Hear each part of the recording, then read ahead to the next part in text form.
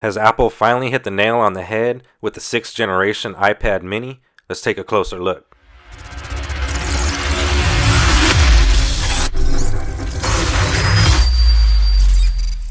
Welcome back, guys, and before we get into the unboxing, if you could quickly hit that like button and also hit that subscribe button and turn that bell notification on, it would be greatly appreciated. Now with that out of the way, let's go ahead and get to what you came for. Both sides of the box say iPad mini, and on the top and the bottom we have the Apple logo.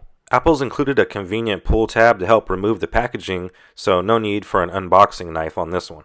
Lifting the lid on the box for the very first time, we're presented with the iPad mini 6th generation itself. We'll go ahead and place that off to the side for now. Also included is a little bit of literature as well as some Apple stickers. Also included is the USB-C to Lightning power cable as well as the USB-C power brick. Removing the protective packaging from the iPad mini 6, I have to say that it has a nice amount of weight to it and it appears to be extremely well built. This is the LTE version, so you can see those antenna bands. We also have the Apple logo and a little bit of iPad branding.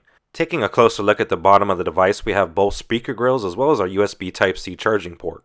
On the top of the device, we have both volume up and down buttons, another set of speaker grills, our power sleep wake button, which actually has Touch ID embedded. On the right side is our SIM card tray and also that magnetic charging point for our Apple Pencil. The iPad mini 6th generation has an 8.3-inch LCD display with a resolution of 2266 by 1488, which comes out to 326 ppi.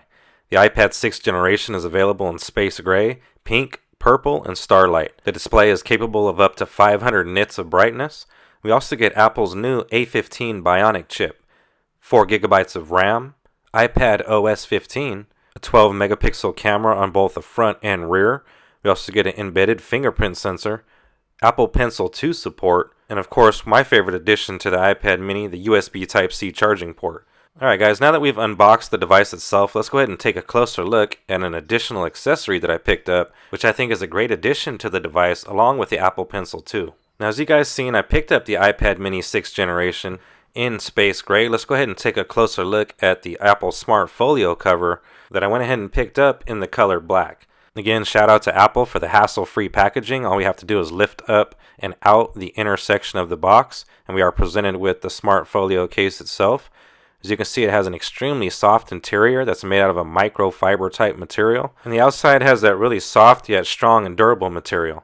Now, the Smart Folio for the iPad mini is thin and light and offers front and back protection for the device. It automatically wakes your iPad when open and puts it to sleep when closed. The Smart Folio attaches magnetically, and you can easily fold it into different positions to create a stand for reading, viewing, typing, or making FaceTime calls. Without further delay, let's go ahead and install the iPad mini 6th generation into the case, which is extremely easy and another benefit of this case. That is, all we have to do is lay it down, it does magnetically connect, and now we can open the front cover, which will wake the device. As you can see, we have a cutout on the back for that flash microphone as well as the camera. On the top, we have access to all of our buttons. The case is open on the side, allowing for our Apple Pencil 2. And on the bottom, we have access to our ports as well. And we also get some bonus protection for the left side of the device.